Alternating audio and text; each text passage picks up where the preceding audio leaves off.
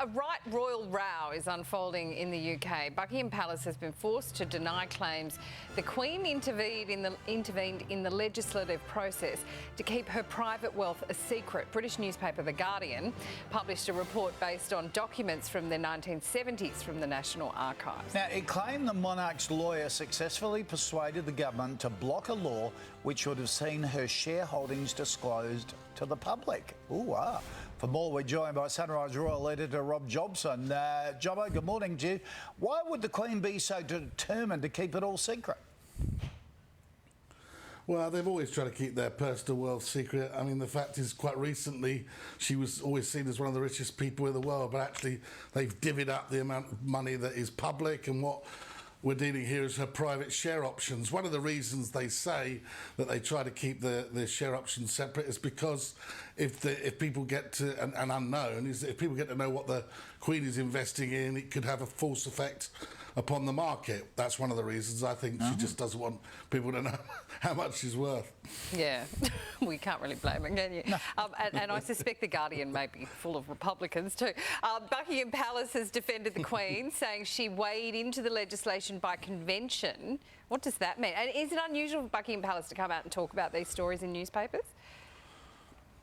Yeah, quite unusual. But the reality is, what we're dealing with here, Sam, is that, you know, this is this wonderful unwritten constitution. I mean, the fact is there's a thing called Royal Assent. Royal Assent is when they pass the bills through, the Queen gives it the nod, and then it's law. There's also this little-known thing called, that's a Queen's consent, and that's what it involves. Issues that involve her personal finances or the finances of or the affairs of the future king or queen, the heir to the throne. So in this particular instance, that's what we're talking about. That's why there was a degree of intervention, but they're saying that it was just a formality, and that all of these processes are granted as formalities. So nothing wrong has been done. But we still don't know how much she's worth. She's probably worth privately, if you look at the shares and what property is hers, about $500 million, which doesn't actually sound a lot. No. But a few years ago, they divvied up all the other things, like so that the art and all the things like the priceless works of art are actually belong to the state, even though we can't see them, most of them. Ah, right.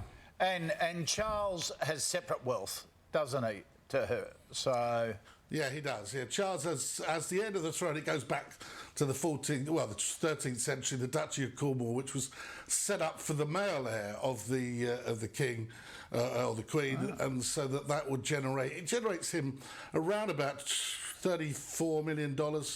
A year, something like that, from which he pays all of his staff. The Queen also gets around about $200 million every year. I'm trying to get this right. That he gets about $30 million.